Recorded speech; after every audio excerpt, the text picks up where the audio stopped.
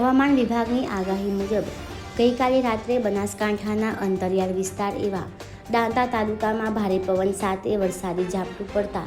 જીતપુરથી ભજડિયા માર્ગ ઉપર વૃક્ષો પડતા વાહન ચાલકોને ભારે હાલાકીનો સામનો કરવો પડી રહ્યો છે,